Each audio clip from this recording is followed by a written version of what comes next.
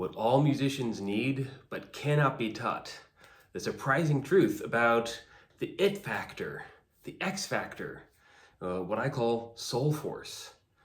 So we all know of the great artists that we love and admire, right? Musicians who, like, when we hear them play, we're just transfixed, jaw dropped, right? We get transported to another dimension through their music. Right? How do they do that? What is that? We often call it the it factor. They have it, right? Or they have the X factor, this indefinable kind of quality that just mesmerizes audiences. And again, my word for this is Soulforce. I actually wrote a whole book about this. You can find the link in the description below.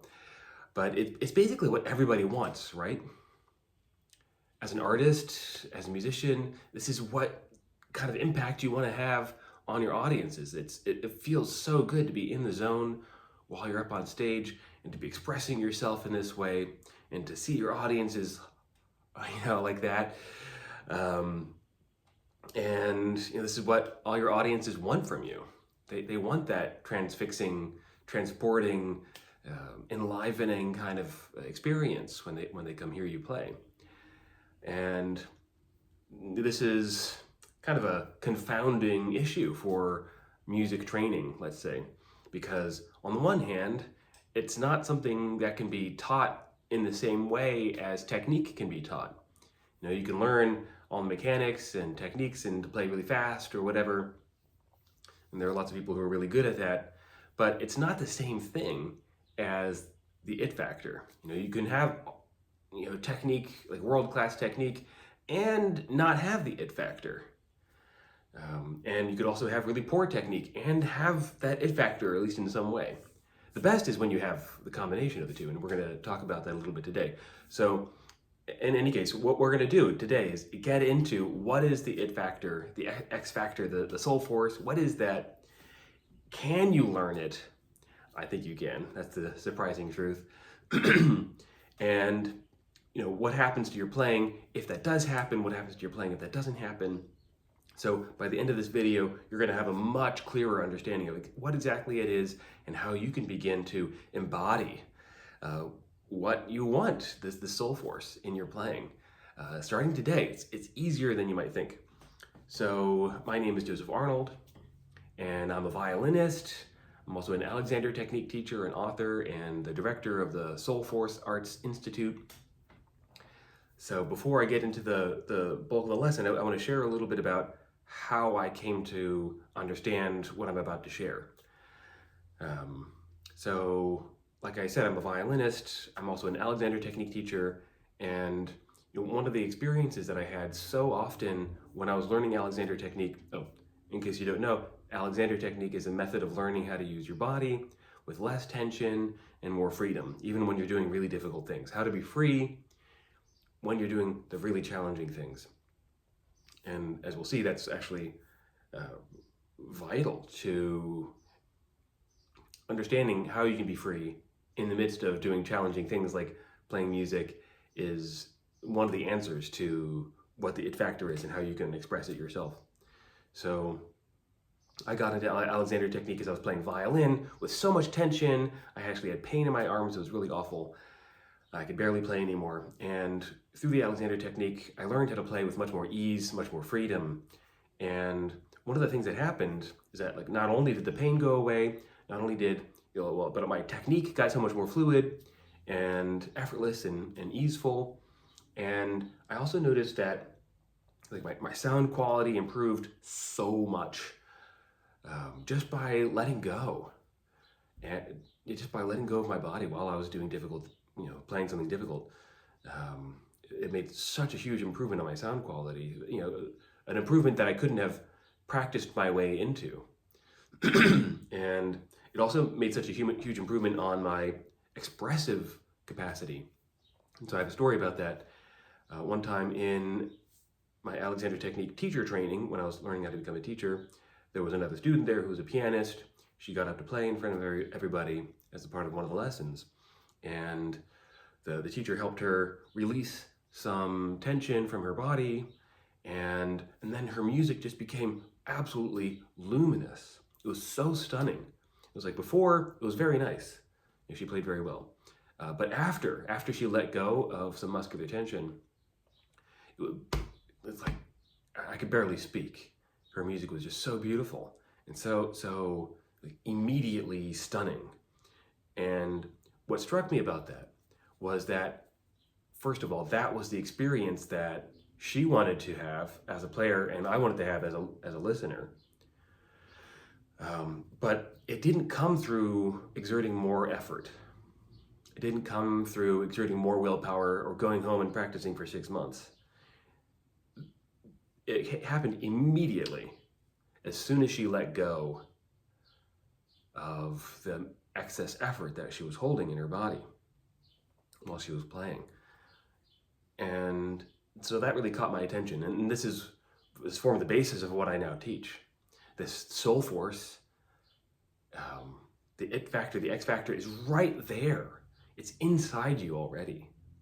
You just have to learn how to get out of the way of it. And so this is the whole paradox of the whole thing. If you really want to understand the it factor, then you have to understand this. It comes about through 3 different, I guess, avenues of musical training. And you need all 3 together to be able to access your soul force, your it factor. And the reason that people say that it can't be taught is because they're only focusing on one of these 3. And they're right to say that it can't be taught through this one. So what are these 3 avenues? They are technique, effortlessness, and the knowledge of the soul. And again, I write about this in my book. Oh, and if you want to access, actually I have a couple free resources for you. You can go to soulforcearts.com and get a free excerpt of my book. You can also get my free PDF on how to get the love and recognition you deserve as a musician. And that's part of this it factor conversation. So you can go to my website and get those PDFs. So I write about this in my book, these 3 avenues of musical training: technique, effortlessness, and the knowledge of the soul. And the technique is what everybody already knows. This is the learning the scales and your repertoire and the exercises and learning how to play in ensembles, lots of different kinds of things, ear training. That all fits in the technique avenue or the technique bucket. And this is what's most familiar. You'll go to most music lessons, most music schools, and this is what they have on offer. And you need this. It's not like we can just not have technique and become a good musician. You actually need this to be able to give form to what you have inside. But the mistake that people make is thinking that it's the only thing that matters. You know, and it's not like anybody really believes that it's the only thing that matters, but it's the easiest thing to talk about. It's most tangible. Like, what is effortlessness and the knowledge of the soul? You can't write those on music notes, right? So those, in some way, are a little bit less tangible, although you could argue a different way about that. But in some ways, they're a little bit less tangible because you can't write them down on the sheet music. And so people tend to focus on the technique piece solely, if only because they don't know what to do with the other 2, or they don't really even know that the other 2 are possible, to develop. I certainly didn't. And so this is why people say that it can't be taught. The X factor can't be taught, because they're only thinking in terms of technique, and more technique does not give you the X factor. It doesn't matter if you have mind-bending, like alien level technique. Just like you can't count to infinity. No matter how high the number is that you count to, it's not infinity. No matter how much technique you get, it's not the X factor. It helps, can help. Sometimes it hinders as well, because you've always heard, you might have heard players who are very facile, really good at what they do. They can do whatever they want, but it also doesn't move you, right? So this is what I'm talking about. So you actually need the other two. So I'm going to assume that if you're listening to this, that technique is not really, you already have enough of that. And if you don't, you can learn that well enough on your own. There are tons of other teachers who will teach you how to do that. That's not my job. What I'm interested in are the other two, the effortlessness piece and the knowledge of the soul. And for the remainder of this video, I'm going to get into what those are, and I'm going to give you specific action steps or explorations for each of those. So you can start tapping into your soul force, your X factor today. So, okay, so as for ease and effortlessness, so this is the realm of the Alexander technique. And there are, of course, other modalities that are useful here, but very simply, we need ease and effortlessness for the X factor just because of what happens. Like in that story I shared, when you let go, everything improves. And you might have the idea that you need to practice more to get better at what you do, but for most like intermediate to advanced players, more practicing has limited value. Or at least if you're only defining practicing in terms of building technique, what your greatest areas of improvement are probably going to come through more effortlessness, learning how to get out of the way of yourself. And so one easy way of doing that, or tapping into that, is simply to use 2% less effort in whatever it is that you do. 2% less effort.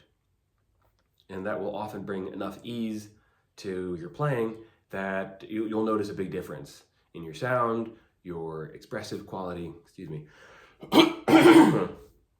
and it's spring, so you can see the flowers and get some allergies here. So let's try a simple arm movement. So why don't you bring your arms up in the air like this, and out to the sides like this, and then back to your lap. Let's do it again, and just notice your body. Are you getting tighter or freer? Up in the air, out to the sides, and down in your lap. Did you get tighter or freer as you do that movement? I notice that when I'm not really thinking about my movement, as soon as my arms go up like this, I get a little bit of tightness in the back of my neck, in my shoulders, in my mid-back. I actually stop breathing a little bit. So that's, maybe you notice something similar. So now let's do the same movement, except doing it with 2% less effort. Okay, so same thing, just 2% less effort. Here we go. Up in the air, out to the sides, down in your lap. Okay, one more time with 2% less effort. Up in the air, out to the sides, down in your lap. Okay, what do you notice? Did you get tighter or freer this last time? Now, how did the movement feel? What happened? I actually noticed that with 2% less effort, my arms went up further without trying. It's like the first time the effort that I was using was actually interfering with my arm movements, so they didn't go up as high. I had to work harder to get my arms up. So you can imagine doing this, or I'd suggest doing this with your music practice. Take a difficult passage that you're learning, whether it's something fast or awkward or new, and just practice it with 2% less effort. Just experiment, see what happens. Whenever you notice that your technique is getting a little off, or you're getting tired, your muscles are getting tired or sore, or something just feels kind of awkward or difficult, just use 2% less effort. And the more that you practice something like that, and I have tons of other ideas in my videos and what I teach in lessons in my programs, the more that you practice effortlessness, the more it'll show up in your playing, and the greater your level of mastery will be. Here's like a kind of a final thought about ease and effortlessness. Can you say that you've really mastered something unless it's effortless? And think about yourself being an audience member. How much fun is it? How enjoyable is it to see somebody up on stage doing something mind-bendingly difficult with utter ease, right? You can learn this, okay? So Alexander technique and other things like that are a way of doing that. Okay, so our last piece for the day is about the knowledge of the soul. This is your heart and soul, the why behind what brings you to music in the first place, what brings you to be up on stage, why you love creating, why you love playing music. It's what you have inside you that wants to be expressed. And I keep making this motion. You might feel something in your heart, in your gut, somewhere else in your body. It's the emotional desire, or the desire to express or channel certain emotions. And this, if you can tap into this, it makes all the difference between something that sounds mechanical or forced or stale or just kind of disconnected or boring, lackluster, all that, versus something that's really alive and vibrant and compelling, fun, engaging, moving, transportive. The difference between those two, that is sort of your action step, is just to notice what you're paying attention to. So if you pay attention to something kind of mechanical or robotic or procedural, then that's how your music is going to sound. So think about that. If you're thinking about getting the notes right, then that's how your music sounds.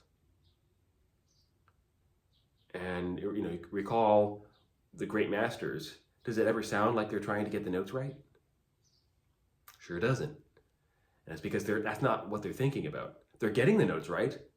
That's because they practiced it, etc. And they're not leaving that behind. Again, technique matters, but it can't be the primary thing you pay attention to. Just like Charlie Parker, the great saxophonist, said, you got to learn the notes and then forget them. What does that actually mean? How do you do that? Well, you have to pay attention to something else. Instead of paying attention to just the notes, you pay attention to your emotional experience of the notes. This is what I call playing from the heart. I have a whole chapter on this in my book, how to do this. I also have other videos on my YouTube channel. It's called Playing from the Heart. So all it is you play exactly what you're playing, except you're noticing what I call the inner audience member, the part of you that feels something when you hear something. So you notice your own emotional experience as you play, whatever that is. Now, this is not the inner critic.